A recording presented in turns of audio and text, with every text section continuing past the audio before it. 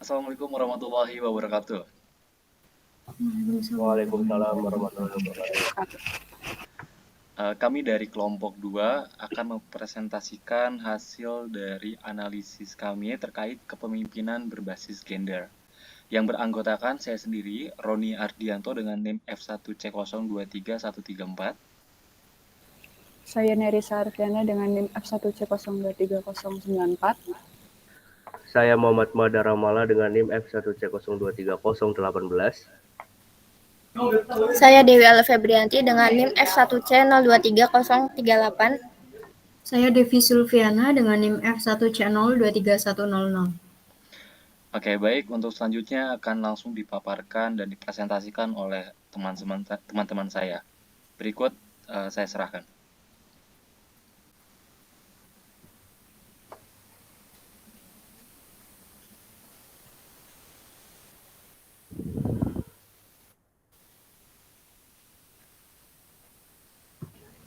Baik, saya akan memaparkan latar belakang dari kepemimpinan berbasis gender. Seiring dengan perkembangan zaman, kesetaraan gender telah berkembang dengan cepat. Gender tidak hanya mengenai pada perbedaan biologis antara laki-laki dan perempuan, tetapi juga mencakup bagaimana mereka dibedakan berdasarkan karakter, peran sosial, dan identitas mereka dalam masyarakat. WHO 2013. Kinerja organisasi secara keseluruhan dipengaruhi oleh dua faktor utama, yaitu hubungan pimpinan dengan bawahan dan gaya kepemimpinan yang diterapkan. Hal ini didukung oleh penelitian Bas Avulio dan Atwater 1996. Selanjutnya akan disampaikan oleh rekan saya.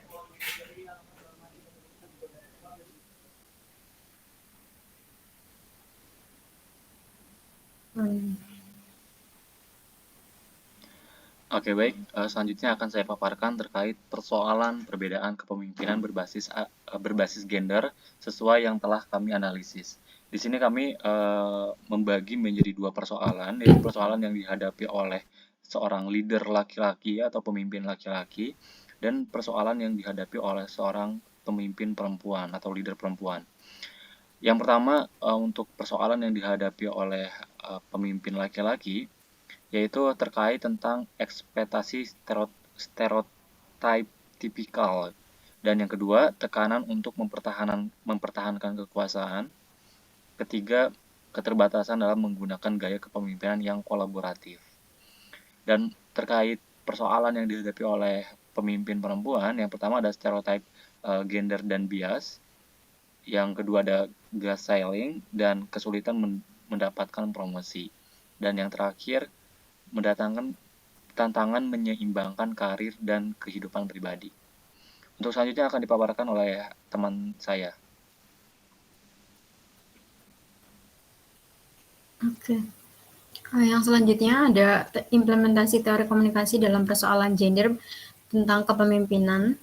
Itu yang pertama dapat dianalisis melalui gender style theory dan muted group theory. Jadi teori gender style membahas tentang bagaimana berkomunikasi secara efektif antara satu sama lain yang berbeda gender dalam bahasa yang sama, yaitu adanya proses menghargai, saling mendengarkan dan memahami, tidak ada perasaan superior, inferior, dan sebagainya. Kemudian permasalahan gender tentang kepemimpinan ini juga berkaitan dengan teori muted group theory, yang mana menurut Charis Kramare dibahas tentang bagaimana kelompok minoritas mengalami kesulitan untuk menyuarakan pendapat dan perspektif mereka di masyarakat.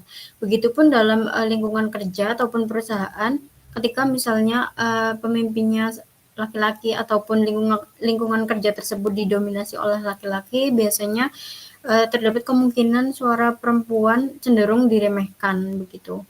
Kemudian secara umum permasalahan gender memang tidak mudah untuk hilang dari masyarakat. Namun berdasarkan prinsip bahwa semua manusia itu setara dan memiliki hak yang sama untuk didengar, maka seorang individu, baik itu perempuan maupun laki-laki, baik itu dari kelompok mayoritas maupun minoritas, haruslah berusaha untuk terus mengemukakan pendapatnya begitu.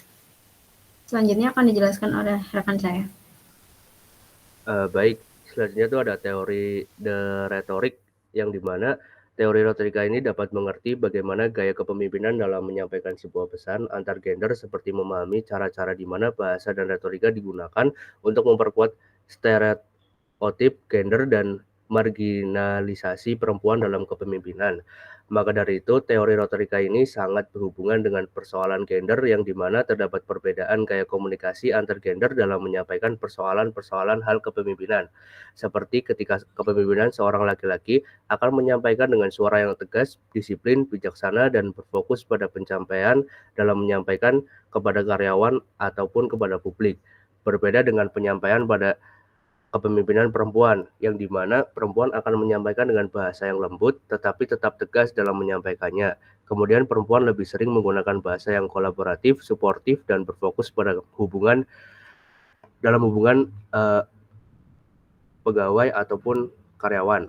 Hal ini dapat menciptakan stereotip dan hambatan bagi perempuan dalam kepemimpinannya. Selanjutnya akan diserahkan kepada rekan saya. Terima kasih.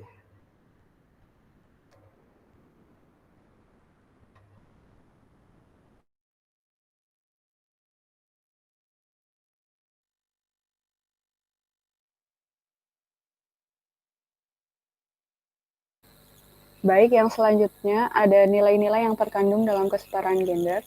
Yang pertama, dalam nilai kesetaraan itu ada kesetaraan hak, kesetaraan tanggung jawab, dan kesetaraan peran. Selanjutnya, nilai keadilan. Yang pertama ada adil dalam hak, yang kedua ada adil dalam mata hukum, yang ketiga ada adil dalam kehidupan bermartabat.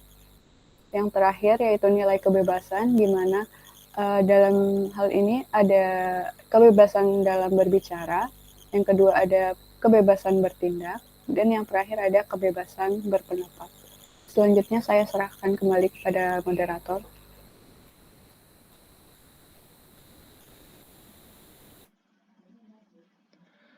Baik, itu dia presentasi dari kelompok 2, kelompok kami, untuk memenuhi tugas mata kuliah teori komunikasi. Kurang lebihnya mohon maaf, saya tutup. Wassalamualaikum warahmatullahi wabarakatuh. Waalaikumsalam warahmatullahi wabarakatuh.